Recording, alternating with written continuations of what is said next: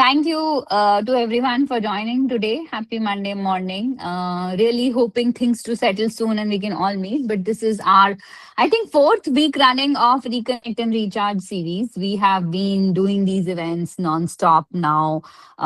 Thank you. Firstly, thank you to my amazing team. Thank you, Jasleen. Thank you, Sanchita. Thank you, Tanya, for running all of these pretty amazing job of running non-stop, honestly, for all of this. And thank you to all of IWD for joining us because ये चीजें हम आपके लिए करते हैं. And the whole idea is to keep the community together during these stressful times. A big thank you to Ruchi ji for doing this session for us. And the whole idea today is mastering and life coaching and so much for us to learn, very practical tools that we are going to learn in today's session. Thank you for doing this session and all over to you. Thanks a lot Reema. बहुत बहुत बहुत अच्छा है ये एक step सबको साथ लेकर के आने का. आज सबको थोड़ा सा हैरानी हो रही होगी कि रुचि जी आज कौन सा टॉपिक लेकर के आ गए. तो बिल्कुल इनके स्ट्रीम के बाहर का टॉपिक है. तो नहीं, इसमें हम थोड़ा सा लाइफ कोचिंग के बारे में तो सीखेंगे. आज हम बहुत सी और चीजें सीखने वाले हैं. इसमें सिर्फ लाइफ कोचिंग ही नहीं कि लाइफ कोचिंग एक नाम है कि हाँ ये इंसान लाइफ कोच करता है. लाइफ कोच का क्या मतलब होता है, और इसमें हम इंटरेक्शन बहुत करने वाले हैं सबके साथ. सबसे पूछने वाले हैं कि वो लोग क्या करते हैं.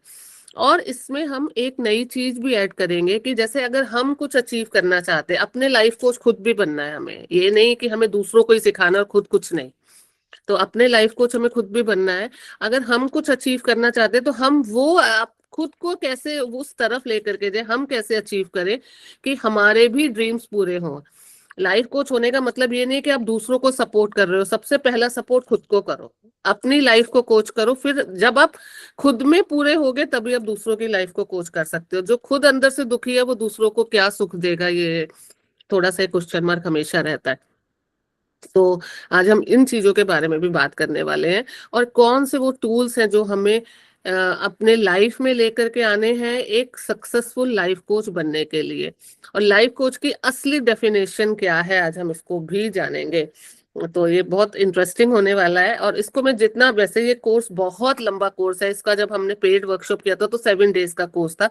तो उसको थोड़ा सा हमने आज समेटा है, थोड़ा शॉर्ट में इसको बताएंगे. लेकिन हाँ, कोशिश ये रहेगी कि हम सारे पॉइंट्स इसमें ज्यादा से ज्यादा कवर कर पाए. ठीक है, चलो स्टार्ट करते हैं. सब लोग एक बार अपना वो तो ऑन करो, वीडियो ऑन करो सब लोग एक बार अपना. मेरा ना ये इसकी बैटरी जाने वाली है. एक minute.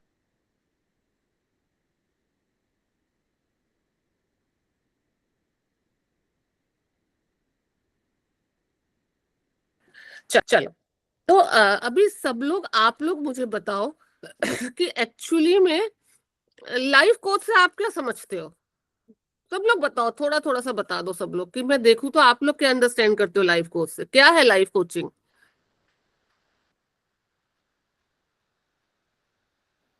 Probably someone who will guide you. Guide तो हम बहुत सी चीजों में बहुत लोगों को करते हैं, तो वो सब लाइफ कोच हो गए. Life coach help us to find the purpose of our life. They are taking towards what really we are excel in.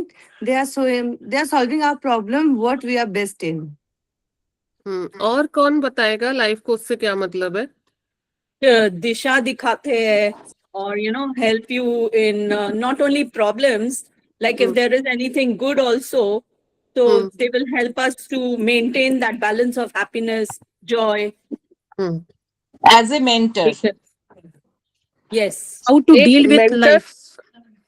हाँ, How to एक deal with मेंटर life. है. हाँ, एक लाइफ कोच एक mentor है जो आपकी लाइफ को आपने कैसे डील करना है ये बताता है. और कोई एक शॉर्ट में कुछ खूबसूरत सी चीज इसमें जोड़ सकता है? नहीं, कुछ नहीं कर. और कोई? How to manage our life properly. देखो, हम जैसे बहुत सी चीजों के बारे में सुनते हैं, बहुत सी टाइप की कोचिंग के बारे में सुनते हैं.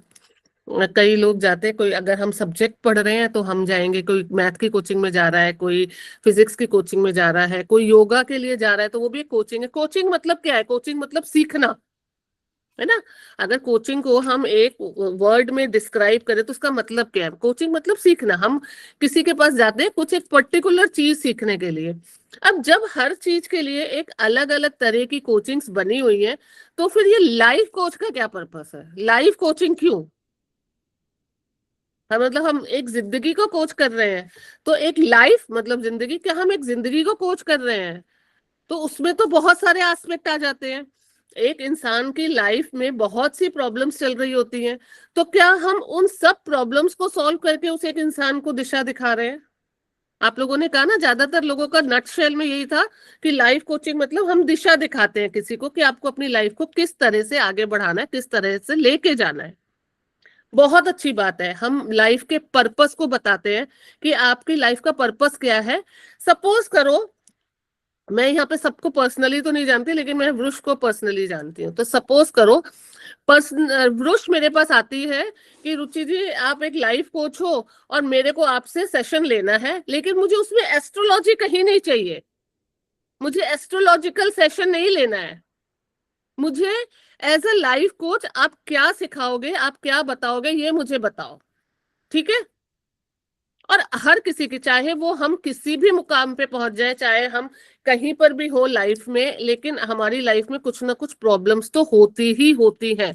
कोई इंसान एक ऐसा नहीं है जो पूरी जिंदगी पैदा होने से लेके एंड तक बिना किसी प्रॉब्लम के चलता है।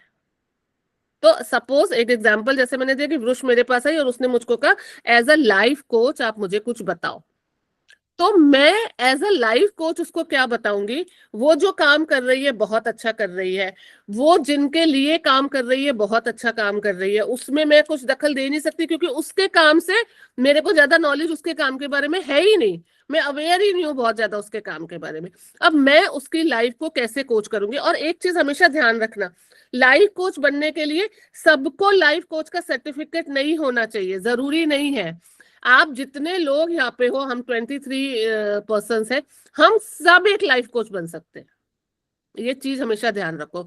अब टॉपिक पे आते हैं। वृष मेरे पास आई तो मैं उसको सबसे पहले ये पूछूंगी, ठीक है वृष, तुम अपनी लाइफ में, मतलब सिर्फ अपनी प्रोफेशनल लाइफ में नहीं, ओवरऑल तुम अपनी लाइफ में कैसे, तुम्हारी जिंदगी है, तुम कैसे जी रही हो? और वो फिर मैं एक फाइंड आउट करने की कोशिश करूंगी कि इसकी लाइफ का वो कौन सा एक एस्पेक्ट है या कौन सा एक माइनस पॉइंट है जहां पे वो सब कुछ होते हुए भी बहुत परेशान है।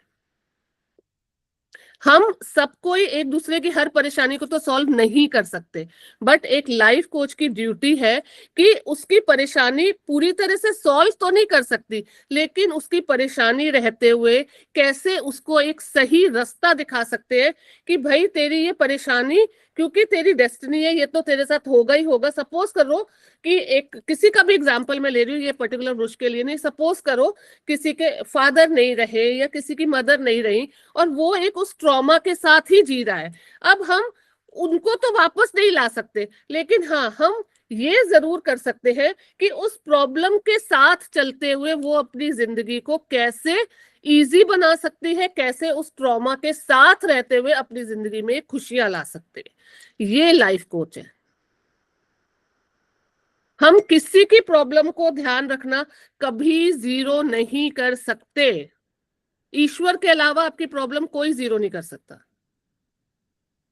लेकिन उन प्रॉब्लम के साथ कैसे हम उन प्रॉब्लम में से ही खुशियां ला करके उसकी लाइफ को उस प्रॉब्लम के साथ ही मजे से आगे बढ़ा सकते हैं। This is life coaching. और ये लाइफ कोच सिर्फ मैं नहीं हूं, मैंने तो चलो इसके बारे में पढ़ाई की है, काफी क्लासेस अटेंड की है, लेकिन ये लाइफ कोच आप सब लोग हो, क्योंकि हम सब किसी न किसी के साथ जुड़े हुए हैं, किसी न किसी के साथ।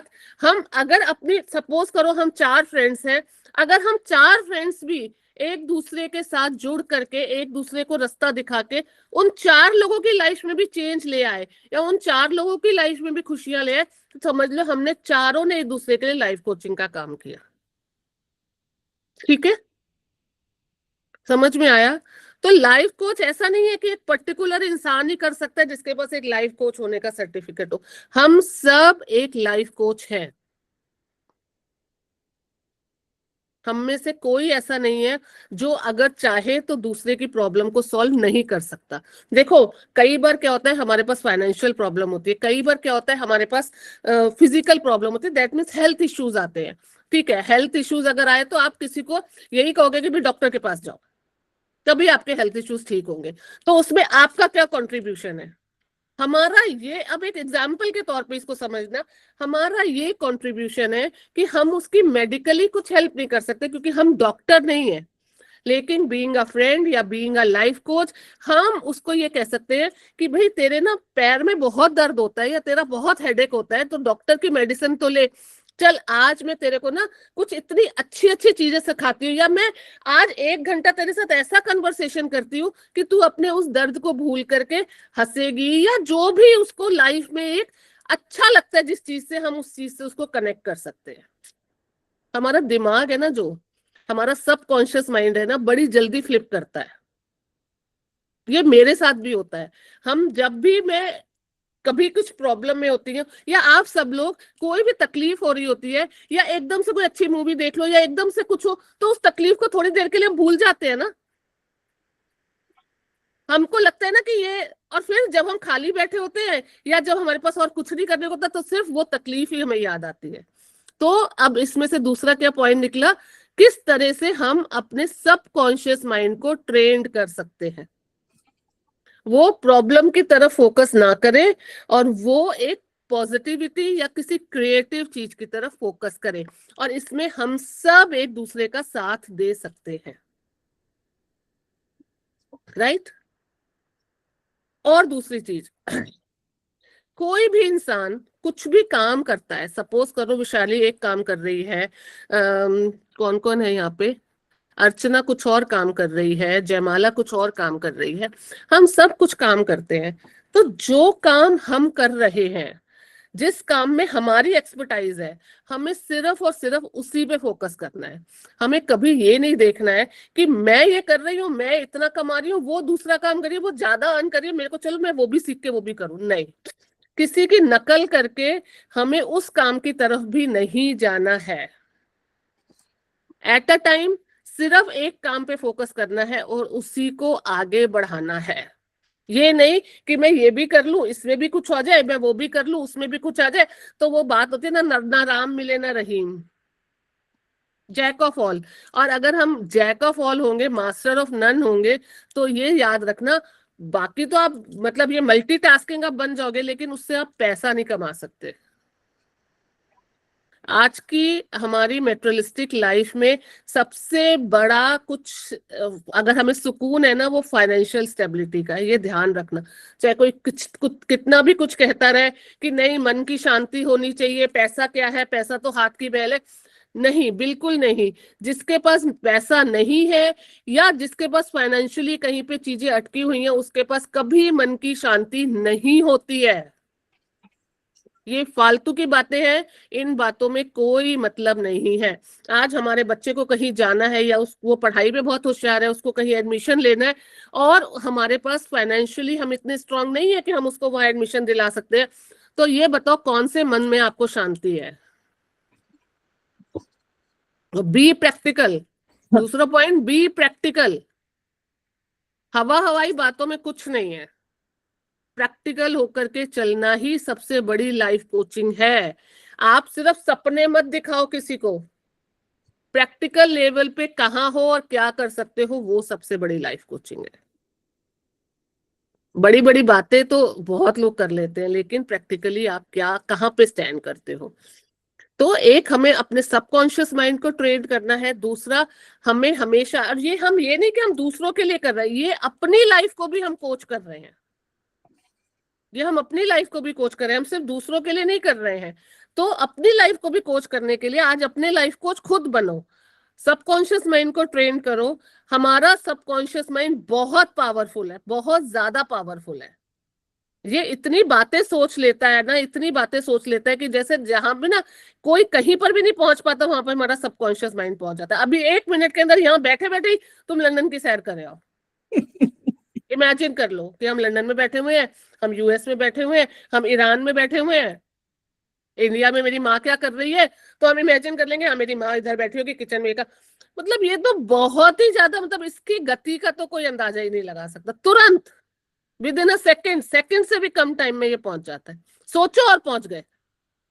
तो अगर ईश्वर ने हमें इतनी बड़ी ताकत दी है कि हम सोचते और पहुंच जाते हैं वहां पर, हमारी आंखों के आगे एक इमेज आ जाती है कि वो इंसान वहां पे क्या कर रहा है, या मैं होता तो वहां पे क्या कर रहा होता, तो ये सोचो कि हम उस सबकॉन्शियस माइंड से कितना कुछ कर सकते हैं, कितना कुछ।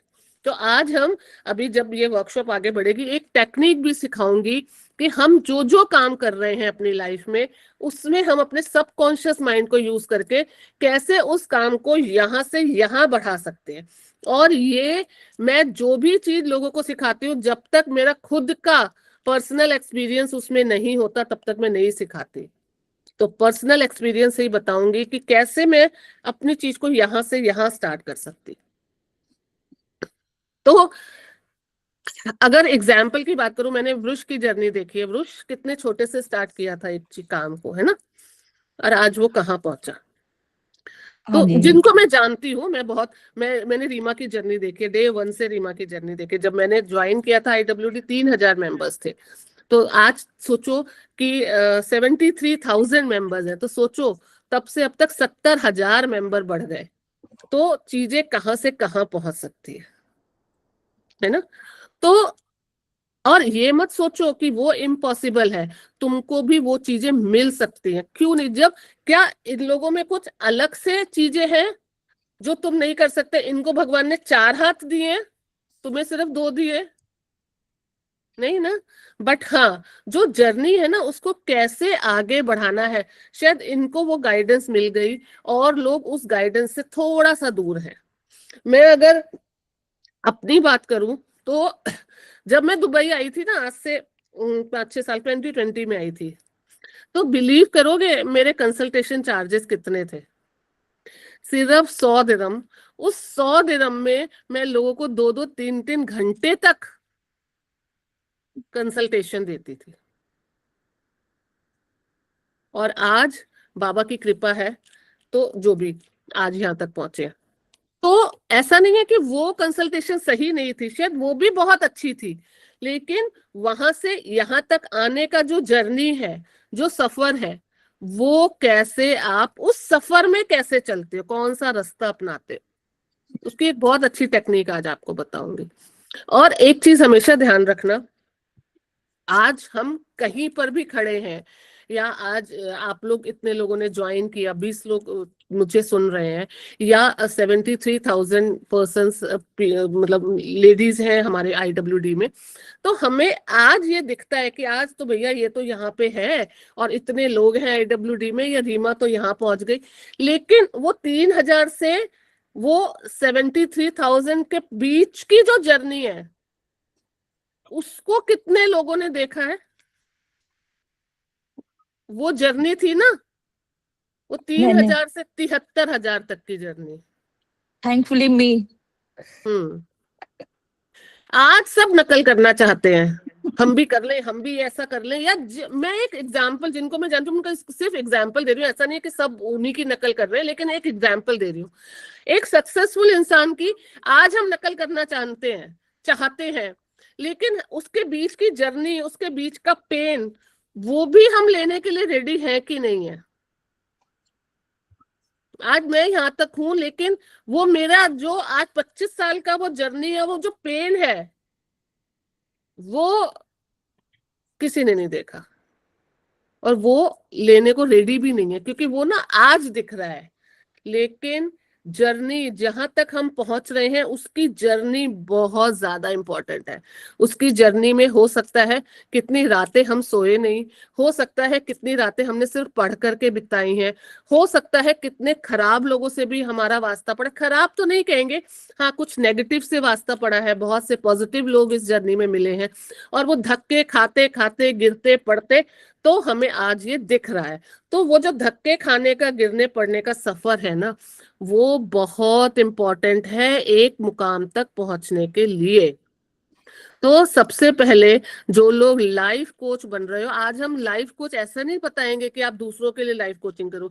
आज का हमारा लाइफ कोचिंग का जो लेसन है वो अपने लिए, हम अपनी लाइफ को पहले कोच करेंगे। जब तक आप अपने खुद के अंदर से खुश नहीं हो, सुखी नहीं हो, आप दूसरों को सुखी बना ही नहीं सकते। दुनिया की कोई ताकत ऐसी नहीं है।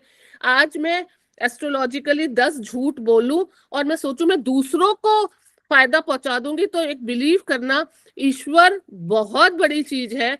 ईश्वर आपकी किसी बात को भी दूसरों तक ना पहुंचने देंगे, ना आपको फायदा पहुंचाने देंगे।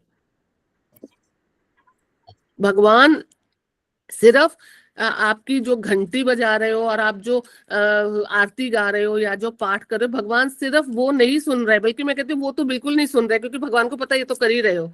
भगवान वो सुन रहे हैं जो आप गलत कर रहे हो या जो आप अच्छा कर रहे हो, उसी से हमारे फल डिसाइड हो रहे हैं। भगवान बिल्कुल ये नहीं देख रहे आप कितने घंटे भूखे हो, आप कितना फास्टिंग कर रहे हो, आप कितना ज्यादा पूजा पाठ कर रहे हो, बिल्कुल नहीं। ये तो गलतफहमी अपने दिमाग से ही निकाल दो। आप क्या कर्म कर रहे हो, कौन से अच्छे कौन से बुरे। और अगर एक चीज ध्यान रखना, आज अगर हम कोई बुरा कर्म करते हैं ना, ईश्वर की तरफ से उसी मोमेंट पे डिसाइड हो जाता है कि इस इंसान को इस कर्म की कब और क्या सजा देनी है, और ये 100% सही है। हम लोग कहते हैं ना कि कोई भी इंसान है, मैं हूं कोई और है, हमको जब कोई परेशानी आती है, परेशानी तो सबको आती है, मेरे को भी आती है बहुत परेशानी, क्योंकि मेरे भी अपने भाग्य काम कर रहा है, कोई मैं, ईश्वर ने मेरे को ऊपर से डायरेक्ट तो उतारा नहीं है। तो हम ये कहते हैं ना, अरे हम तो इतने अच्छे कर्म करते हैं, ये हमारे साथ ही क्यों होता है, वो तो इतना खराब है, उसके साथ तो ऐसा क्यों नहीं होता। ये हमेशा एक अक्सर हर इंसान की एक नॉर्मल बात होती है, कन्वर्सेशन होती है। लेकिन हम ये भूल जाते हैं कि किसी ना किसी पॉइंट ऑफ टाइम में हम जब अपने फ्रेंड्स के साथ बैठे थे तो हमने किसी की बहुत ज्यादा बुराइयां की थी। हम ये भूल जाते हैं हमने किसी ना किसी टाइम पे अपने किसी भी दोस्त को अपने फायदे के लिए यूज किया था। उसको हम कहते हैं अरे ये तो गॉसिप है। अरे तुम्हारे लिए गॉसिप है, लेकिन ईश्वर के लिए तो वो गुनाह है ना। तुम तो मजे मजे में एक मजे ले रहे हो, बैठे हो, बातें कर रहे हो, लेकिन भगवान तो वो बातें भी सुन रहे हैं तुम्हारी। अगर तुम कहते हो भगवान हर जगह है, तो जिस कोने में बैठ के तुम गॉसिप करो वो कोना भी भगवान देख रहे हैं। फिर जब उस एक पर्टिकुलर कर्म का तुम्हें फल मिलेगा, फिर ये मत कहना कि मैंने तो कुछ गलत नहीं किया, मेरे साथ ऐसा क्यों हो रहा है। तुम्ही ने वो गलत किया है। साईं सचरित में एक कथा है, बाबा कहते हैं, जिसने भी पढ़ी होगी, कि एक इंसान ना अपने भाइयों की बहुत ज्यादा बुराई करता था। तो बुराई करता था तो उसके जो मतलब जो सुनने वाले लोग थे, ऐसी बुराई करता था कि उन सुनने वाले लोगों को भी उसके भाई से नफरत हो गई। बाबा वहां से जा रहे थे, बाबा ने देखा। तो बाबा ने जब देखा उसको, तो बाबा ने कुछ बोला नहीं, उसको कुछ नहीं कहा। लेकिन अपने साथ जो बाबा के चल रहे थे ना, उनसे बाबा ने बोला कि देखो ये जो सुअर है, एक सामने सुअर था, तो ये जो सुअर पॉटी खा रहा है ना, इसका कर्म भी उसी के समान है। मीन्स उस एक इंसान का कर्म जो अपने भाइयों की बुराई कर रहा है, उसी के समान है जिस तरह की सुअर एक पॉटी खा रहा है। तो जब उसका कर्म ही ऐसा है, तो फिर शिरडी उसकी मदद ही क्या कर सकता है। मतलब जब तुम्हारा कर्म ही ऐसा है, तो भगवान भी तुम्हारी मदद कैसे करेंगे, और क्यों करेंगे। तुम चाहते हो दूसरे तुम्हारे लिए गलत करे तो उनको तो फल मिले, लेकिन तुम गलत करो तो तुम्हें फल नहीं मिले, क्यों भाई। कौन स्पेशल ऊपर से डायरेक्ट उतर के आया है ना।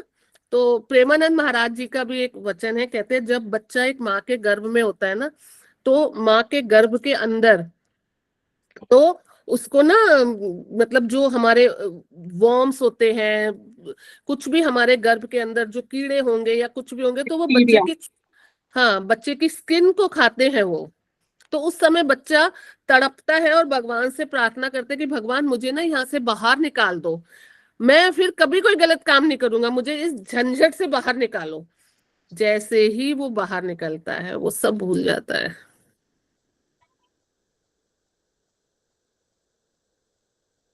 तो भगवान कैसे मदद करें, क्यों भगवान को भी परेशान कर रहे हो और खुद को भी परेशान कर रहे हो।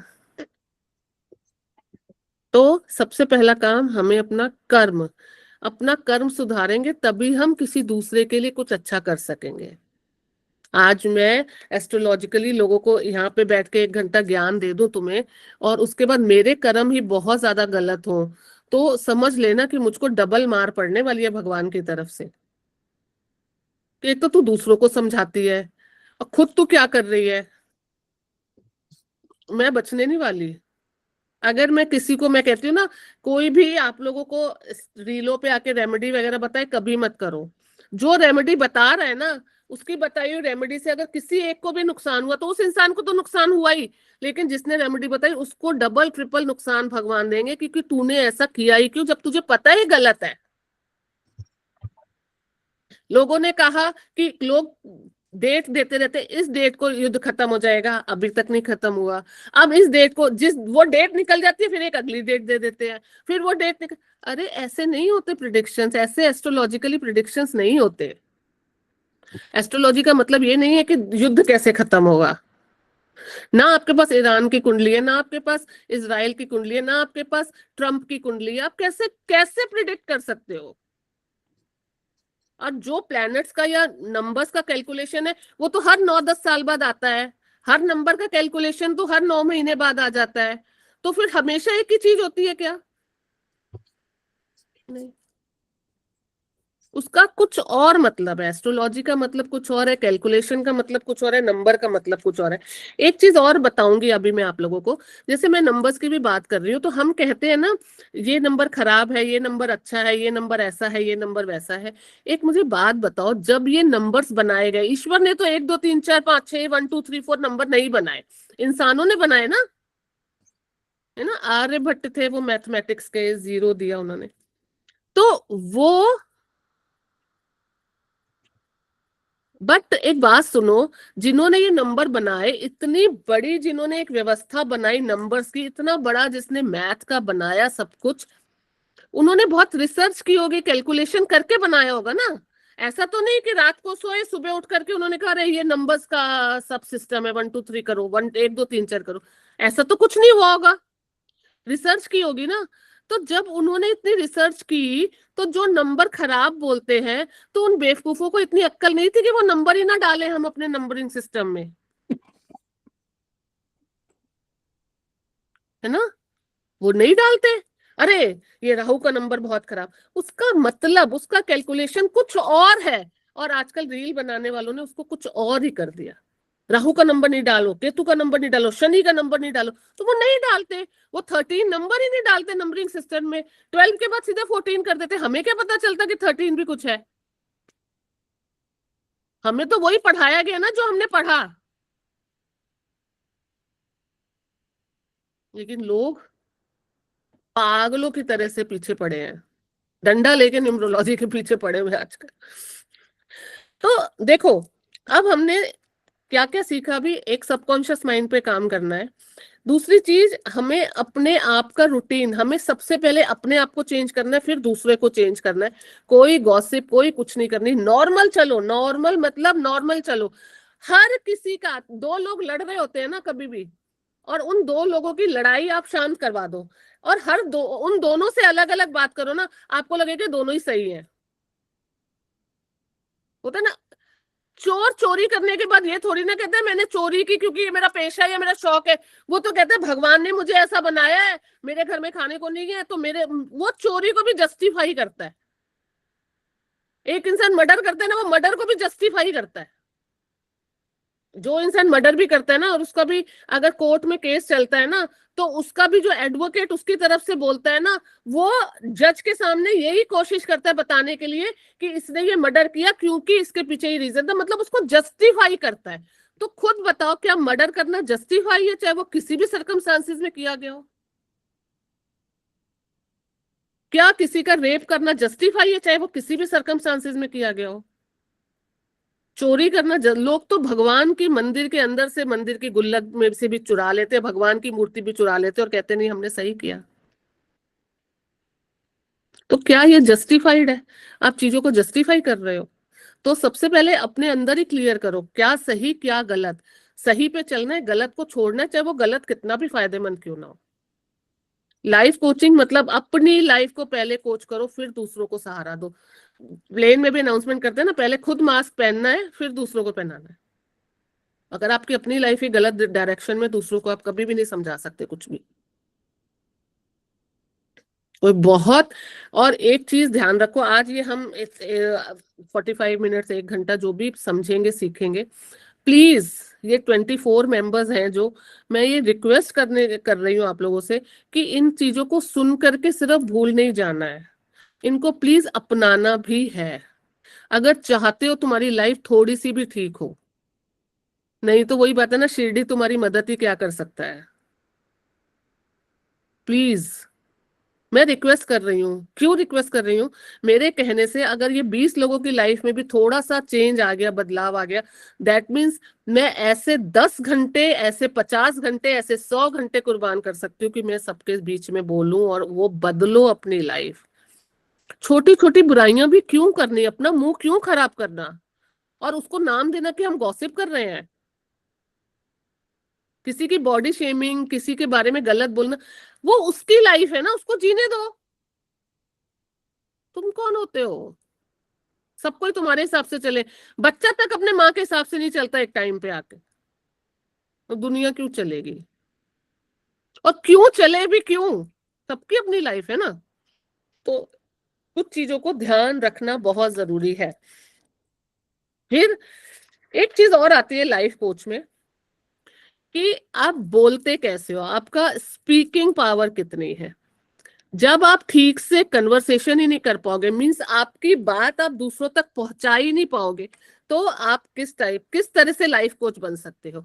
या आज हम बात करें, हमें अपनी लाइफ को ही कोच करना है, लेकिन यहाँ पे चीज आती है कॉन्फिडेंस। जब आपके अंदर कॉन्फिडेंस ही नहीं होगा, तब तक आप कैसे कुछ भी जिंदगी में काम करोगे? इवन एक 2 साल के बच्चे को भी पढ़ाने के लिए आपको कॉन्फिडेंस चाहिए कि वो बच्चा आपके पास आए, बैठे, आपके साथ इंटरेक्शन करे और आप उसको कुछ सिखाओ। तो वो कॉन्फिडेंस कैसे आता है? कोई इनबिल्ट नहीं होता है कॉन्फिडेंस, कुछ लोगों में होता भी है। तो उसके लिए क्या करो, सबसे पहले शीशे के सामने खड़े हो जाओ और शीशे के सामने खड़े होकर के बोलो अकेले में। शीशे से याद आया, आज मैं तुम लोगों को ना एक बहुत अच्छी चीज सिखाती हूँ, बताती हूँ। वो इस चीज से वैसे मतलब नहीं है, लेकिन एक याद आ गया मुझे।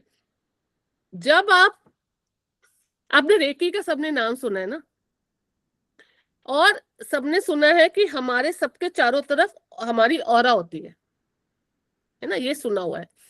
तो एक नॉर्मल इंसान जो होता है उसकी ऑरा 2 से 3 फीट तक होती है।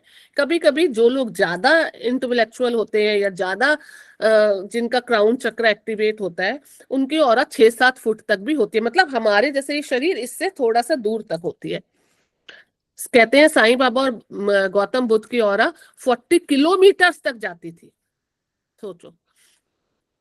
अब अगर आपने चेक करना है कि हमारी ऑरा कहाँ है, क्योंकि अगर नेकेड आइज से हम आपको देखूं, मैं आपको देखूं, आप मुझे देखो, हमारी ऑरा नहीं दिख रही है ना, कुछ नहीं दिख रहा। लेकिन हम अपनी ऑरा को कैसे चेक कर सकते हैं? मिरर से मुझे ध्यान आया, 1 और 2, अर्चना कह रही है उसने रेकी 1 और 2 किया है। चलो बहुत अच्छी बात है। तो कैसे, अर्चना बताओ तुम कैसे चेक करते हैं ऑरा को? अभी तो फिलहाल जस्ट रिसेंटली किया है मैंने, तो I started giving reiki to myself, और सिर्फ घर में ही जो प्लांट्स है, पेट्स है, उनके लिए मैंने स्पेशली सीखा है। तो बस जो अभी जितना मुझे सिखाया है उतना ही करती हूँ, और मुझे तो ऐसे बताया हुआ है, तो कैसे चलता है कि वाइब्रेशन कितनी आती नहीं, है। नहीं नहीं, वो एक अलग तरीका है, वो अपने हाँ। हाथ चार्ज करने का तरीका है रेकी। यस, हम यस, अपनी ऑरा कैसे चेक करेंगे मैं बताती हूँ। हाँ, सब लोग आज क्या करना, हाँ, मिरर के सामने खड़े हो जाना। कोई भी मिरर है, मिरर के सामने खड़े हो जाना। जब आप मिरर के सामने खड़े होते हो तो, और बहुत ज्यादा वहां पे लाइट नहीं होनी चाहिए, मतलब नॉर्मल लाइट होनी चाहिए। तो जब आप मिरर के सामने खड़े होते हो तो आप देखोगे कि आपका जो भी स्ट्रक्चर है, आप जो भी इमेज आपकी दिख रही है, उसके थोड़ी दूर तक एक उसकी लाइन दिखेगी, ये कभी नोटिस नहीं किया होगा। लाइक अ बॉर्डर, एक बॉर्डर टाइप। जैसे मैं मिरर के सामने खड़ी हुई हूँ और यहाँ पे पूरी मैं ऊपर से नीचे तक दिख रही हूँ, अपने आप को, अपनी इमेज देख रही हूँ मिरर के सामने, लेकिन मेरे ना इधर थोड़ी दूर तक ना एक मिरर के सामने लाइन दिखती है, ओके हर किसी की दिखती है। ओके, आज ये देखने की कोशिश करना, फिर मुझे मैसेज करना। Done done. वो हमारी ऑरा है। ये बहुत इंटरेस्टिंग चीज है, मेरे को मिरर से याद आ गया। तो वेरी जबकि इंटरेस्टिंग। इसका Thank कोई you. रिलेशन नहीं था इसके साथ, लेकिन वो हमारी साइड में पूरी जितने हम दिख रहे हैं इमेज, हमारी जितनी हमारी आधी इमेज है अगर मिरर में, तो वो आधी दिखेगी। हमारे से थोड़ी दूर पे हमारे साथ साथ एक लाइन या एक समझ लो, कह लो कि इतना चौड़ा सा बॉर्डर दिखता है, वो हमारी ऑरा होती है।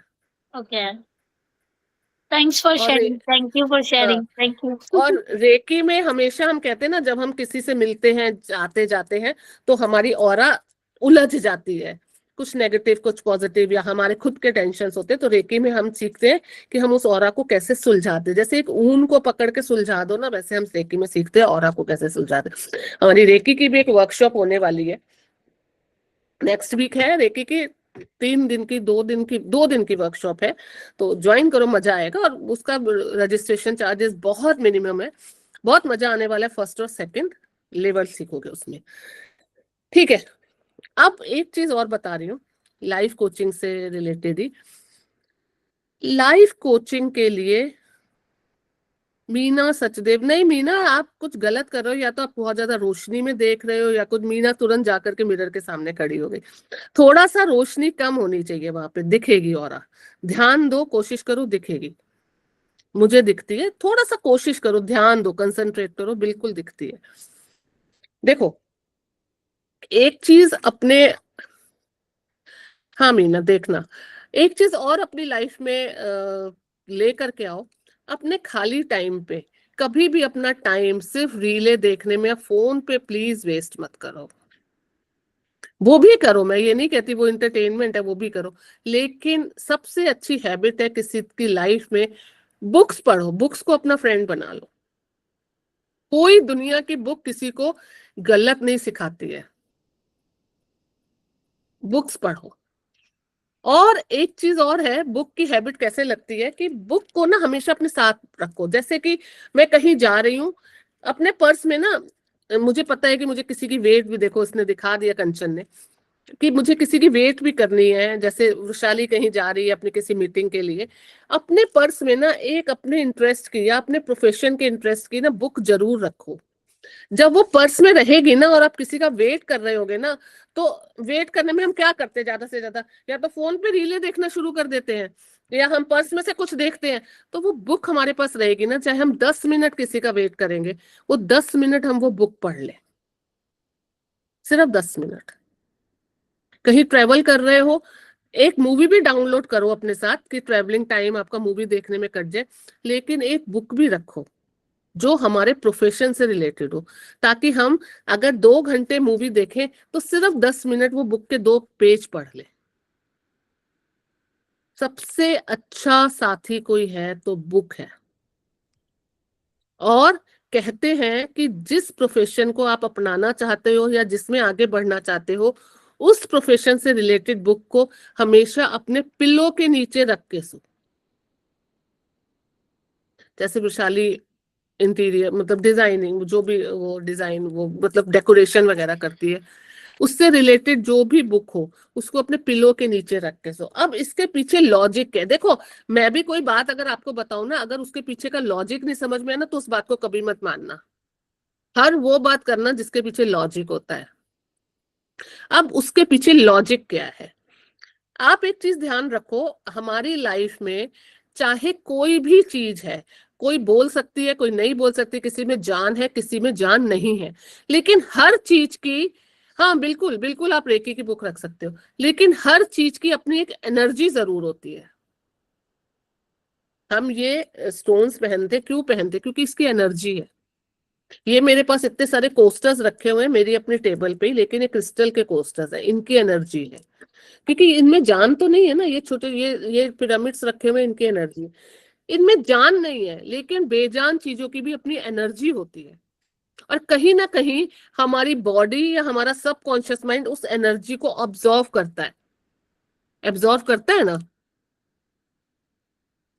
तो जब हम चीजों की एनर्जी को एब्जॉर्व कर रहे हैं, और हमने अपने प्रोफेशन से रिलेटेड एक बुक ली, उस बुक में भी जो लिखा हुआ है उसकी कुछ एनर्जीज है, और हम उसको अपने पिलो के नीचे रख के सो रहे हैं, तो सोते समय सबसे ज्यादा हमारा सबकॉन्शियस माइंड एक्टिवेट हो जाता है। जहां हमारी आंख बंद हुई सबकॉन्शियस माइंड चलने लगता है, जहां हमारी आंख खुली सबकॉन्शियस माइंड सो जाता है।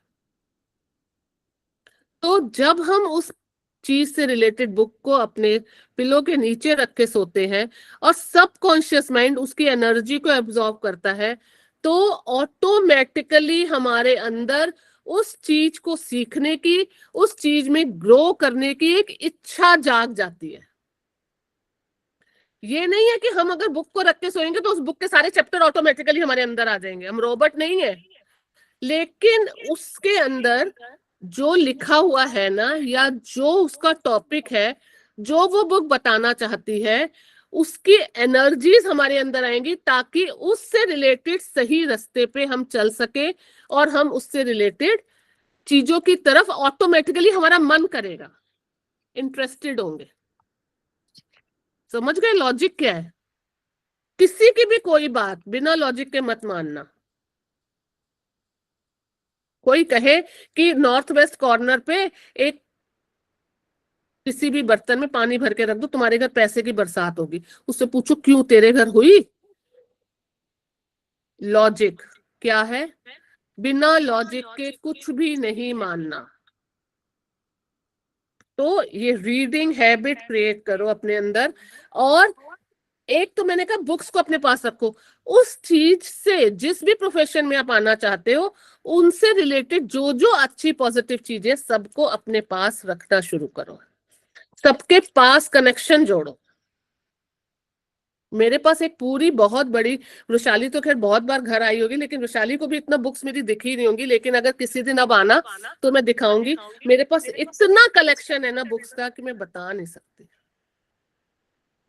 दूसरी चीज, जो आप पढ़ो उसमें उसमें आपके क्या व्यूज हैं उसको लिखना शुरू कर दो।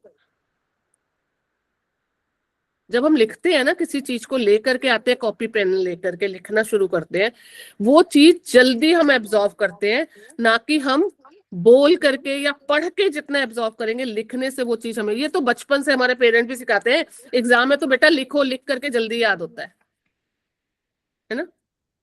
तो लॉजिकली रहो, पॉजिटिव रहो, अपने किसी की बुराई नहीं करनी, ना किसी से जेलस करना है कि वो आगे बढ़ गया मैं नहीं बढ़ पाई, वो ऐसा वो वैसा, वो ये करके तो हम और ज्यादा पीछे चले जाते हैं, वो कुड़ते ही रहेंगे फिर।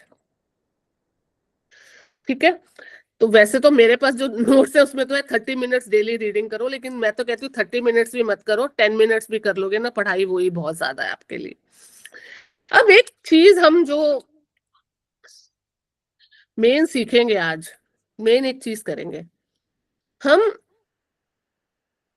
अपनी लाइफ को कोच करने के लिए एक मेडिटेशन, एक अलग टाइप का मेडिटेशन कैसे कर सकते हैं, और कैसे हम अपनी लाइफ में जो पाना चाहते हैं, या हम अपनी लाइफ को कोचिंग कैसे कर सकते हैं। सपोज एक मेरा ड्रीम है, या चलो मैं अपना ड्रीम छोड़ देती हूँ, मुझे कोई भी इंसान ना, यहाँ पे इतने लोग हैं, एक जना बताओ कि आपका ड्रीम क्या है लाइफ में, मैं फिर बताऊंगी कि उसमें क्या करना है। कोई भी एक जरा, और वो थोड़ा सा ड्रीम ऐसा होना चाहिए जो मतलब बिलीवेबल हो, ये नहीं कि कुछ भी मैं मोदी की जगह अगली बार प्रधानमंत्री बनना चाहती हूँ, तो फिर आप बिल्कुल नहीं बनोगे। तो मुझे एक जना ये बताओ कि आपका ड्रीम क्या है लाइफ में, फिर मैं उसको एक एग्जाम्पल के साथ समझाती हूँ। मैं बोलूं? हाँ हाँ, कोई भी बोलो। मेरा ड्रीम है कि ना मैं एक बहुत अच्छा रेस्टोरेंट खोलूं, और मेरा मतलब बेस्ट हो, और सबको सब कुछ बहुत पसंद है, लाइक जो भी आए ना उसका दिल खुश होके जाए। तो मेरा बहुत मन है कि I am one of the best restaurant owner. ठीक है, अभी आप क्या करते हो जयमाला? मैं अभी होम केट मतलब अभी तो मैंने लाइसेंस ले लिया है होम केटरिंग से, घर से ही 4 साल से केटरिंग का ही काम कर रही हूँ। I cook for parties, for birthday parties, for puja ठीक है। And all. अब चलो, अब एक हम देखते हैं कि जयमाला ने कहा, मैं और भी लोगों का एग्जांपल लूंगी, ये मत सोचना जयमाला के क्यों लिया। अब जैसे जयमाला ने कहा कि उसका एक ड्रीम है कि वो एक रेस्टोरेंट खोले। देखो, जब हम किसी चीज को सोचते हैं, जब हम उसको विजुलाइज करते हैं, अब इसमें जयमाला को क्या करना है, जयमाला अब तुम आज से ही शुरू करना है, ये बहुत सिंपल तरीका बता रही हूँ। रात को सोने से पहले और सुबह उठने के बाद सबसे पहले फिर यही काम करना है। अब इसको चाहे तुम मेडिटेशन कह लो, इसको चाहे तुम अफर्मेशन कह लो, कुछ भी कह लो, लेकिन इसका करने का तरीका क्या है। जो मेरा ड्रीम है, जैसे जयमाला ने कहा, एक बहुत बड़ा रेस्टोरेंट और एक बहुत अच्छा रेस्टोरेंट जिसमें खाना सबको पसंद आए, जिसमें नेम फेम हो उस रेस्टोरेंट के थ्रू इसका।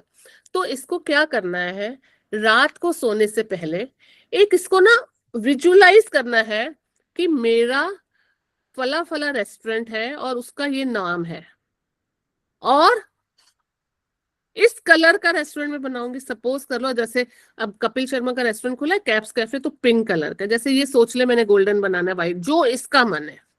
कौन से कुजीन का रेस्टोरेंट होगा, मल्टी कुजीन होगा, ये होगा। इवन ये अपना मेन्यू तक एक सोच ले, अपने दिमाग में डिजाइन कर ले, अपने रेस्टोरेंट का एक दिमाग में डिजाइन बना लो, इस टाइप का होगा, उसके बाहर ये बोर्ड लगा होगा, तुम ऐसे उस रेस्टोरेंट में, यहाँ पे तुम्हारी सिटिंग होगी, तुम बैठोगी, उसका मेन्यू ऐसे होगा, उसके टेबल चेयर्स का कलर ये होगा, उसकी वॉल्स का कलर ये होगा, और लोग आ रहे हैं तुम्हारे रेस्टोरेंट में, बहुत से लोग आ रहे हैं, खाना खा रहे हैं, बड़ी तारीफ कर रहे हैं, और बहुत फेमस होता जा रहा है। धीरे धीरे उस रेस्टोरेंट में आगे वेटिंग लग रही है, लोग बाहर बैठे हुए हैं, वेटिंग कर रहे हैं कि कब हमारा नंबर आएगा। इस तरह से जिस मुकाम पे हम पहुंचना चाहते हैं ना, उसकी एक पूरी पिक्चर रेडी कर लो, और उस पिक्चर को सोने से पहले बैठो, आंख बंद करो और उसको सोचो, अब ये हुआ, अब ये हुआ, अब ये हुआ, अब ये हुआ, अब ये हुआ, ये हुआ, ये हुआ, वेटिंग लगी है, लोग फोन कर रहे हैं, अरे हमें नंबर दे दो। जैसे शिल्पा शेट्टी का रेस्टोरेंट था कि लोग 2-2 महीने पहले उसकी बुकिंग करवाते थे। तो इस तरह से जो मेरा ड्रीम है, या मेरे पास इतना कैश आ रहा है, इतना मेरे काउंटर पे पैसा जमा हो रहा है, मेरे बैंक अकाउंट में इतना पैसा आ रहा है, इस सब की एक मूवी क्रिएट कर लो, और रात को सोने से पहले आंख बंद करके उस पूरी रील को, उस पूरी पिक्चर को चला लो। फिर सुबह उठते ही, जैसे ही सो के उठो, आंख बंद करके उस पूरी पिक्चर को अपने सामने चला लो। लेकिन कौन सा कलर सोचा है, कौन सा, वो सेम होना चाहिए, नहीं कि रात को कुछ और सुबह को कुछ और।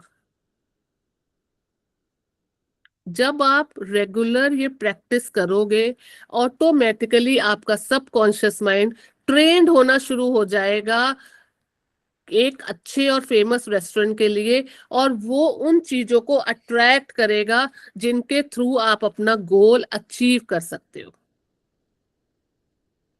समझ गए? बहुत अच्छा, बहुत सिंपल तरीका है, और ये हम सब कर सकते हैं। लेकिन देखो, लेकिन देखो, एक चीज ध्यान रखना, हमें मिलता वही है जो हमारे भाग्य में है। लेकिन कभी कभी क्या होता है, हम इस तरह से अपने माइंड को टर्न करके, चलो उतना नहीं, लेकिन जो मेरे भाग्य में है कम से कम उतना तो मुझे मिलेगा ही मिलेगा, वो मुझसे कोई नहीं छीन और चुरा सकता। समझे? इस तरह से अपने माइंड को ट्रेंड करना शुरू करो। और एक एग्जांपल और देती हूँ, और क्या कर सकते हैं हम, और कौन चाहता है कि मैं, किसका क्या ड्रीम है अचीव करने का? कैन आई से? हाँ हाँ, बिल्कुल बिल्कुल बिल्कुल। Basically I was a choreographer. मैंने भी बहुत बड़ा ब्रेक लिया है जब से लाइक बच्चे और सब जिम्मेदारी आई है। तो अभी इन फ्यूचर मुझे वापस इंडिया बॉम्बे ही जाना है, और अभी भी मेरे जितने भी सोर्सेज है सब अभी भी अवेलेबल है सब। तो आई हैव डन मैनी, जैसे आयशा जुल्का की शादी का पूरा मैंने कोरियोग्राफी किया था, तो मुझे वापस से वही मुकाम पे फिर पहुंचना है। हाँ, तो अब जैसे अर्चना का है कोरियोग्राफर बनना, तो अर्चना भी ऐसे ही अपनी एक मूवी खुद डायरेक्ट कर सकती है, खुद उसको विजुलाइज कर सकती है कि मैं फिर से कोरियोग्राफर बन गई हूँ। अब चलो आयशा जुल्का तो बहुत पुरानी हो गई, अब नए कौन से लोग हैं, या हम सेलिब्रिटीज को ही क्यों देखें। ये सिंपल ये भी सोच सकती है कि बड़ी बड़ी मैरिजेस हो रही हैं और इसको एज अ कोरियोग्राफर इन्वाइट किया जा रहा है, बुलाया जा रहा है, ये पैसा कमा रही है, इसके पास टाइम नहीं है लोगों को देने के लिए, ये स्टेज परफॉर्मेंस तैयार करा रही है। जो जो ये सोचती है अपनी लाइफ में, ये उसको एक विजुलाइज करे, और सेम पिक्चर रात को सोने से पहले देखो, सेम पिक्चर सुबह उठने के बाद देखो, ओके। सेम होना चाहिए। तो ये सबसे बढ़िया तरीका है सबकॉन्शियस माइंड को ट्रेन करने का और अपने गोल्स को अट्रैक्ट करने का। Okay. Okay, thank you so much. ठीक है, Yeah. और कौन क्या करना चाहता है? तो सब लोग आज ये यहाँ पे जितने भी लोग हैं सब कुछ ना कुछ तो कर ही रहे होंगे। तो अच्छा, एक चीज और, एक इम्पोर्टेंट पॉइंट, जब भी आप, पहली बात तो ना, ज्यादा से ज्यादा टॉक्सिक माहौल के पास मत रहो। घर में भी जो जगह, जो इंसान आपको ज्यादा इरिटेट कर रहा है या उसकी वजह से एनवायरनमेंट बहुत टॉक्सिक हो रहा है, या आपके फ्रेंड सर्कल में, हमेशा कोशिश करो उससे दूर रहने की। आपने सब कुछ कर लिया, लेकिन अगर आप अपना एनवायरनमेंट चेंज नहीं कर पाए ना, तो ये बिलीव मी, आप कुछ हासिल नहीं कर सकते। क्योंकि वो पता है क्या होगा, क्यों, इसके पीछे क्या लॉजिक है। सपोज करो अभी मैं आप लोगों से अच्छी अच्छी बातें कर रही हूँ, मैंने जयमाला को बताया, अर्चना को बताया, अब ये तो सोचने बैठी कुछ चीज, और इसने कहा मेरा एक बगल में आपके हस्बैंड, या मैं ये तो नहीं कहती हस्बैंड बदल दो ये मत करना गलती, बगल में कोई एक ऐसा इंसान है जो कि आपको लड़ रहा है या आपके साथ जिसकी नहीं पट रही, आपको किचकिच किचकिच किचकिच कर रहा है, तो जैसे मैं कह रही हूँ ना, एक बेजान चीज की भी एनर्जी होती है जो कि आपको, आप अपनी तरफ अट्रैक्ट करते हो। तो ये सोचो कि एक जानदार इंसान की कितनी ज्यादा एनर्जीज होंगी जो आप अट्रैक्ट कर रहे हो।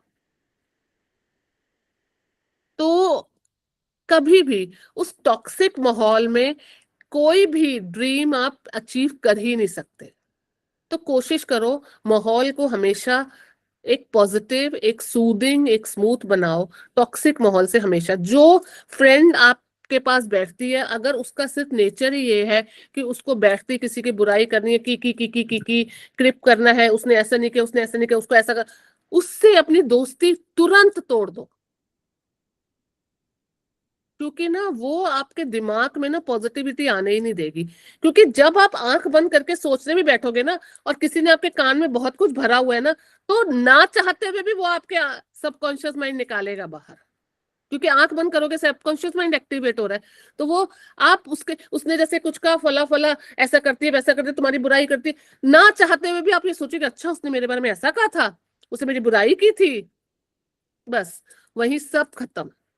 जितना वो आपने महीने 2 महीने अपने आप को चार्ज किया ना पॉजिटिविटी से, वो 1 सेकंड में खत्म हो जाएगा। चार्ज करने में तो आपको 2-3-4 महीने लगेंगे, लेकिन खत्म होने में ना विद इन अ सेकंड खत्म हो जाएगा। टॉक्सिक माहौल से हमेशा दूर रहना है, कभी भी टॉक्सिक माहौल को अपने ऊपर हावी नहीं होने देना है। ठीक है, और क्या करना है? But Ruchi ji, one question, workplace में हाँ, आप टॉक्सिक इंसान को कैसे अवॉइड करोगे? ये बहुत अच्छा क्वेश्चन है शीतल आपका। देखो, वर्क प्लेस एक ऐसी प्लेस होती है ना जहां पर हमारा कोई कंट्रोल नहीं होता है। ठीक है, कि किसी ने कुछ कहा, अब देखो वर्क प्लेस में आकर के ज्यादा से ज्यादा आप क्या कर सकते हो, अगर कोई इंसान बहुत टॉक्सिक है या आपके साथ सिर्फ खराब या नेगेटिव बातें करता है, आप उससे डिस्टेंस बना लो। आप उसको छोड़ नहीं सकते, छोड़ तो नहीं सकते, क्योंकि भाई आपका भी जितना हक है वहां काम करने का, दूसरे का भी उतना ही हक है। लेकिन ये तो हमारे पर डिपेंड करता है कि हम उससे कितनी बातें करें। भाई कोई अगर हमारा बुरा कर भी रहा है, सपोज किसी का बॉस है, उसका नहीं अच्छा कर रहा है, वहां पे आपका बिल्कुल कंट्रोल नहीं है। लेकिन वहां पे एक चीज मैं हमेशा कहती हूँ, अगर कोई बॉस या कोई आपका बुरा कर रहा है, तो सिर्फ ये करो, ठीक है ईश्वर उसको भी देख रहा है, मुझको भी देख रहा है, उसको हावी मत होने दो। अपने दिमाग में। या जब आप आंख बंद करो और वो बात आपके दिमाग में आ जाए, आज तो उसने मेरे को कितना बुरा बोला ना, आज उसको ऐसा नहीं बोलना चाहिए था, मैं तो इतनी मेहनत से काम कर रही थी। तो आंख बंद करके जैसे ही वो दिमाग में आए ना आपकी बात, तुरंत ये बोलो, भगवान तू जान, तेरा काम जाने, मैं तो अपना अच्छी बात सोचने जा रही हूँ, मेरे को तो ये अचीव करना, मैं तो बढ़िया बढ़िया सोचूंगी, वो बाकी वो जाने, उसका काम जाने। तुरंत उस विचार को दिमाग से हटा दो, क्योंकि वहां हमारा बस नहीं चलता, वहां हम उसको गेट आउट नहीं कह सकते, हमें थक हार के भी उसके साथ ही काम करना, उसी के साथ बैठना है, लेकिन हम उसको लेट गो तो कर सकते हैं ना, वो हमारे हाथ में। Can I? Is it called for family members also? क्यों नहीं,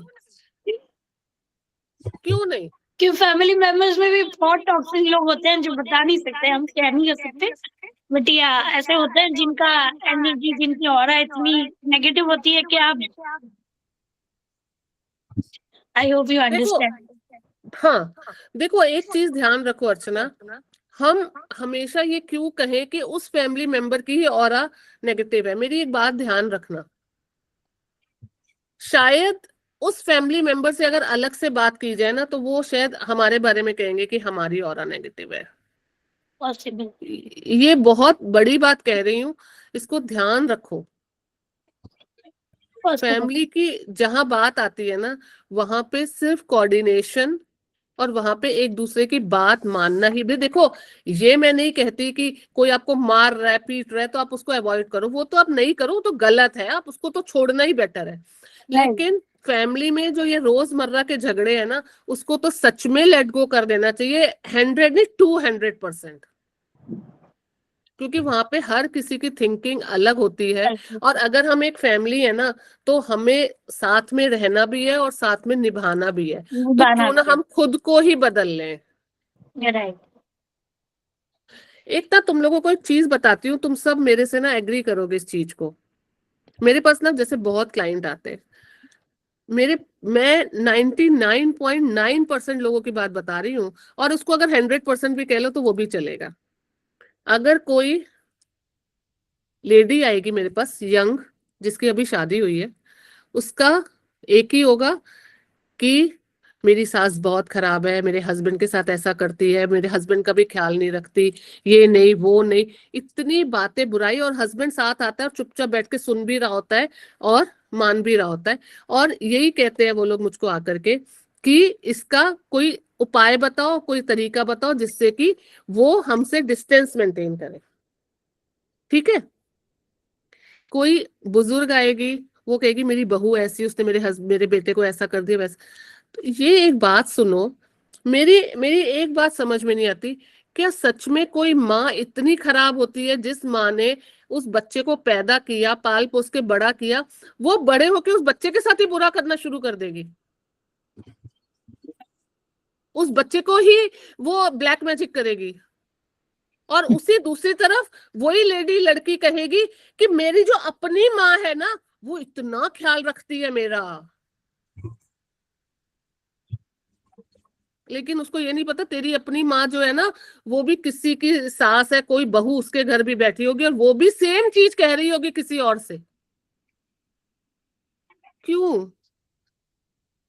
क्या आज मेरा बच्चा भी 21 साल का हो गया, विशाली का भी बेटा है, सब, क्या हम अपने बच्चों को पाल पोस के इतनी मेहनत से बड़ा कर रहे हैं, इसलिए बड़ा कर रहे हैं कि कल को उनकी बहू आ जाएगी तो हम अपने बच्चों को अपने बस में करने के लिए ब्लैक मैजिक करेंगे? कोई माँ नहीं करती।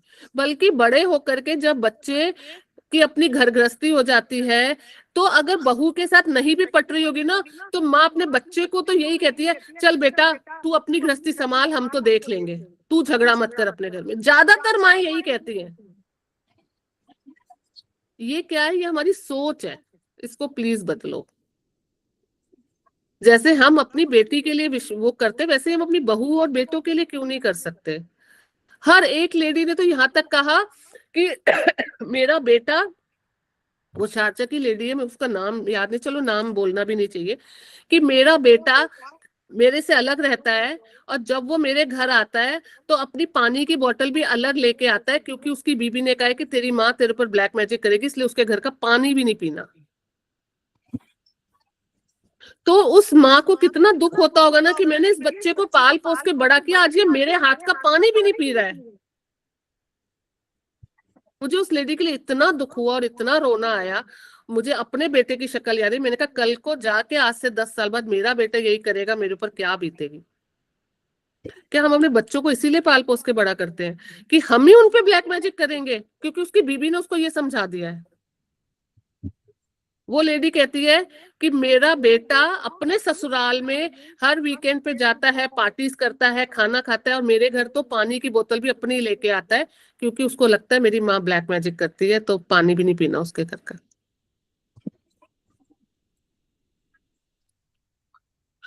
और अगर उसकी बहू को देखो, अगर कल को उसके साथ, उसकी बहू बेटे के साथ कुछ बुरा होता है तो वो क्या कहेंगे? वो कहेंगे ना, अरे हमने तो आज तक किसी का बुरा किया ही नहीं, हमारे साथ ऐसा क्यों हुआ।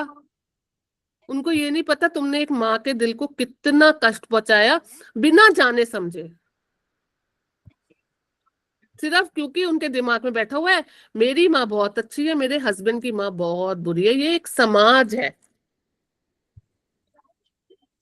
और मेरे पास ऐसे केसेस बहुत आते हैं। और मुझे सीरियसली अब मैं थोड़ा सा, कभी कभी लगता है एस्ट्रोलॉजी से मुझे ब्रेक लेना चाहिए क्योंकि ये चीजें ना कभी कभी मुझे खुद को बहुत इफेक्ट करती हैं। मुझे बहुत दुख होता है उस लेडी के लिए, उस इंसान के लिए जिसके साथ ये बीत रहा है, जिसके ऊपर ये हो रहा है। तो मैं यही सोचती हूँ कि बाबा ये पिछले जन्म में इन्होंने ऐसा क्या कर्म किया है जो ये लिखवा के आए हैं कि आज इनका बेटा भी इनके साथ ऐसा करेगा।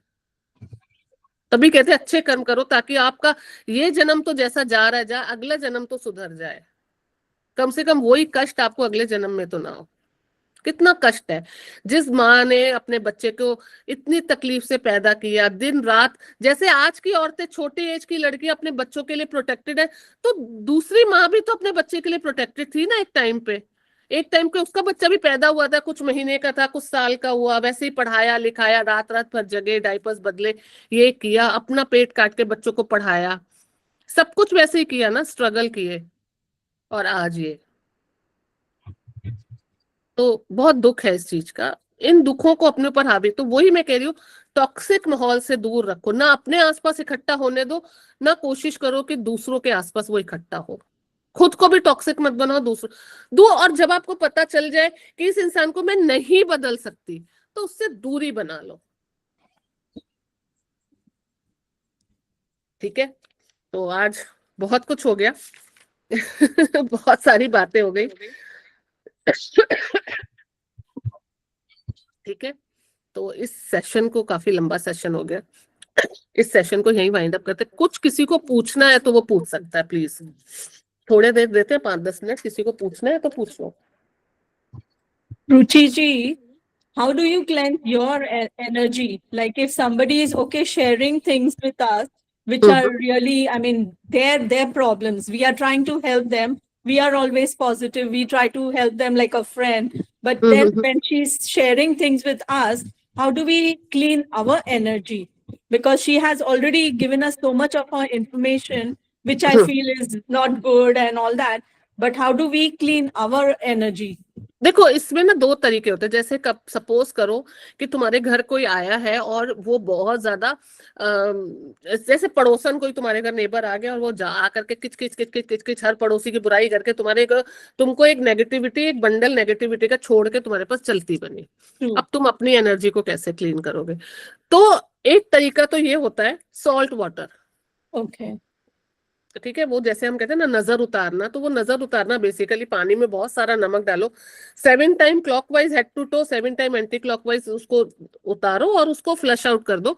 तो वो पानी और सॉल्ट जो होता है नेगेटिव एनर्जी को सोक करने का काम करता है। तो वो एक तरीका होता है। दूसरी तरफ अपने घर में ना हमेशा कुछ जिसको कहते हैं फ्रेग्रेंस जला के रखो। जो फ्रेग्रेंस होती है ना, वो भी जैसे कैम्फर हो गया, वो भी बहुत जल्दी नेगेटिव एनर्जी को मारती हैं एक तरीके से। तीसरी चीज है कि घर में कोशिश करो कि नमक का पोछा लगे, कम से कम हफ्ते में 2 बार तो लगे। एक दिन बना लो कि ट्यूसडे और सैटरडे को मेरे को, और बहुत सारा नमक, 1 पैकेट नमक एक बाल्टी में डाल दो और उससे पोछा लगवा लो। वो भी एक बहुत अच्छा तरीका है नेगेटिव एनर्जीज को सही करने का।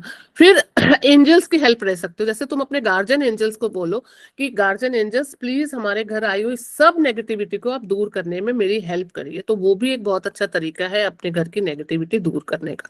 तो इस तरह से नेगेटिविटी को आप दूर कर सकते हो, अपने ऊपर हावी नहीं होने दोगे। जैसे मेरे साथ ऐसा होता है, अगर मेरे को आता है वही चीज है ना कि मैं बहुत ज्यादा इफेक्टेड होती हूँ जब मेरे पास इतने लोग आते हैं और अपनी नेगेटिविटी सब यहाँ पे छोड़ के जाते हैं। तो देखो मैंने तो बहुत सारे पिरामिड्स और क्रिस्टल्स अपने टेबल पे ही रखे हुए हैं, तो वो थोड़ा सा मेरे को काम करते हैं।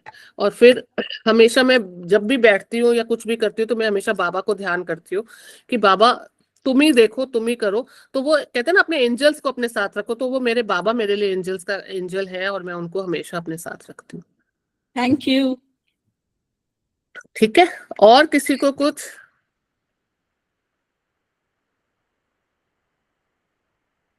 बंद करें सेशन को? एक हाँ बहुत छोटी सी चीज पूछनी है, 1 मिनट 1 मिनट। हाँ। अरे ये जा कहाँ रही हो अर्चना तुम? नहीं, आपने ये लास्ट टाइम बोला था ना कि ऐसा वाला एलिफेंट होगा अगर, हाँ हाँ। तो वो घर पे ना रखे। अब ये मेरे बच्चों ने गिफ्ट दी है और मैंने इसको गार्डन में रखा है, मतलब बालकनी में रखा है, तो इट्स फाइन टू कीप या फिर निकालना पड़ेगा? निकालो नहीं तो निकाल दो। ओके। नहीं। एक रुचि जी मेरा भी एक Elephant with the क्वेश्चन है। top trunk or bottom? हाँ कौन सा सीमा, elephant? अच्छा, एक मिनट सीमा बोलो क्या, एक मिनट कंचन में आपकी भी सुनी, सीमा बोलो। अगर नंबर्स गलत नहीं होते तो फिर डायरेक्शन क्यों गलत होती है? जैसे मेन गेट हमारा इस डायरेक्शन में ना हो, जब नंबर्स भी कोई भी नंबर हमने नहीं बनाया, ऐसे डायरेक्शन भी हमने नहीं बनाया, तो ऐसा क्यों होता है कि इस डायरेक्शन पे अगर गेट है तो अपना एंट्रेंस है तो खराब होता है? हाँ बहुत अच्छा क्वेश्चन है इसको जल्दी से, वैसे तो ये बहुत बड़ा सब्जेक्ट है लेकिन जल्दी से इसको समझाती हूँ डॉक्टर सीमा।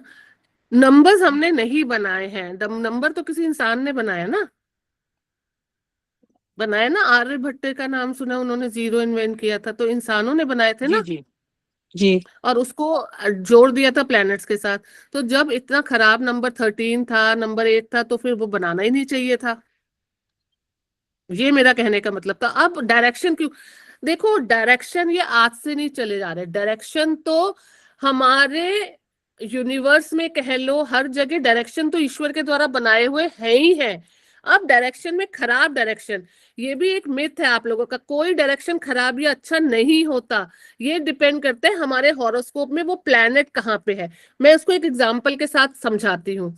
कहते हैं साउथ वेस्ट की डायरेक्शन खराब होती है, मतलब घर से बाहर निकलते हुए साउथ वेस्ट नहीं होना चाहिए आपका एंट्रेंस, अगर है तो वो घर मत लो, खराब होता है। क्योंकि साउथ वेस्ट डायरेक्शन है राहु को रिप्रेजेंट करती है। ये तो आपको पता है ना कि प्लैनेट्स भी जो सन के चारों तरफ मूव करे, तो एक साइंस है ना, प्लैनेट सन के चारों तरफ मूव करे, हर प्लैनेट की अपनी एक क्वालिटी है, ठीक है। अगर साउथ वेस्ट की डायरेक्शन राहु को रिप्रेजेंट करती है और राहु हमारी कुंडली में, हमारे हॉरोस्कोप में 8th हाउस में भी है और हम उसी घर में जाके रहने लगेंगे, हम पूरी तरह से बर्बाद हो जाएंगे।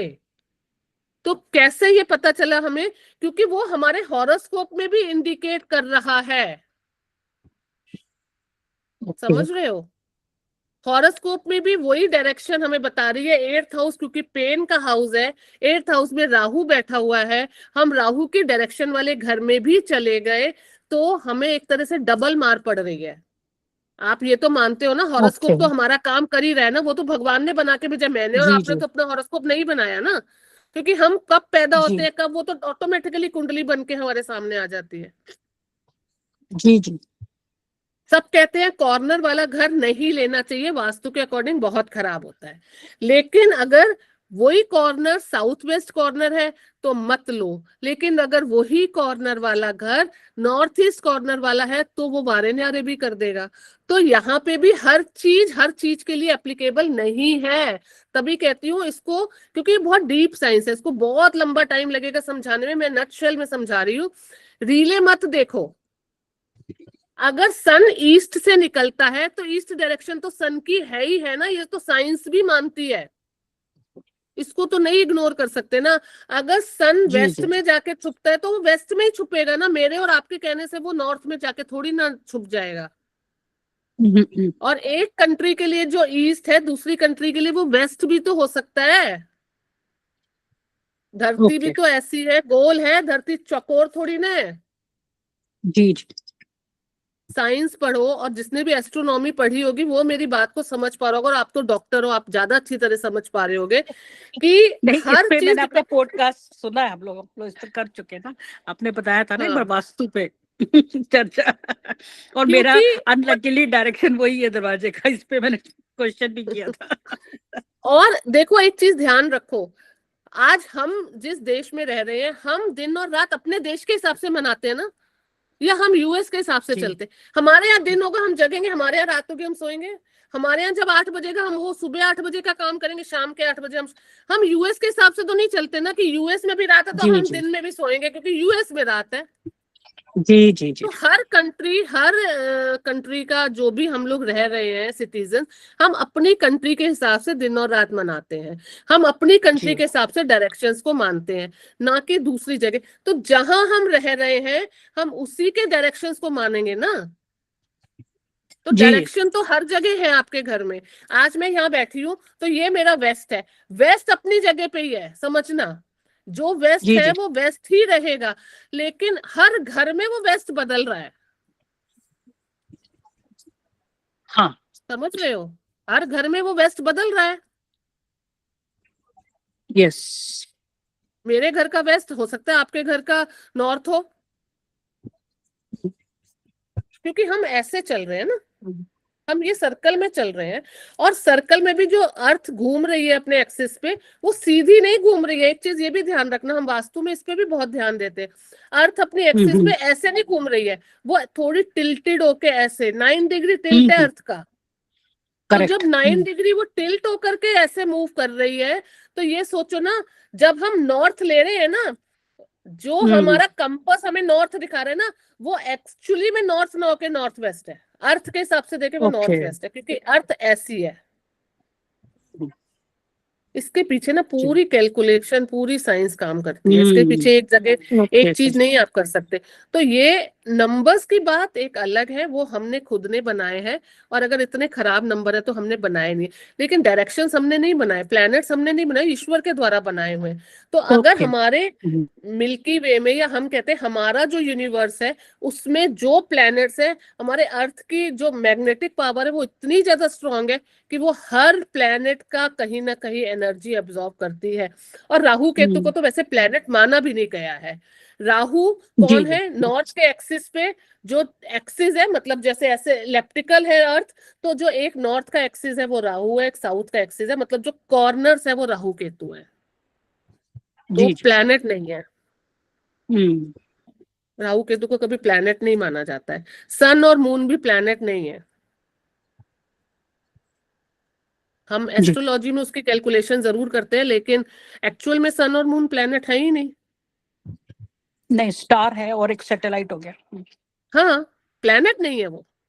जुपिटर प्लैनेट है, मार्स प्लैनेट है, मरकरी प्लैनेट है, वीनस प्लैनेट है, अर्थ भी एक दे आर प्लैनेट है, नॉट प्लैनेट्स। अर्थ जी भी जी एक प्लैनेट है। लेकिन सन मून प्लैनेट नहीं है, राहु केतु प्लैनेट नहीं है। लेकिन क्योंकि वो हमारे सोलार सिस्टम का हिस्सा है, तो जब हम कैलकुलेशन करते हैं तो उनको अपने साथ लेके चलते हैं। और कहीं ना कहीं मूवमेंट जब प्लैनेट्स की हो रही है, तो वो कोई ना कोई प्लैनेट राहु के भी सामने से जा रहा है, कोई केतु के भी सामने से जा रहा है, कोई सन के सामने से जा रहा है, कोई मून के सामने से जा रहा है। यही ट्रांजिट है प्लैनेट्स का।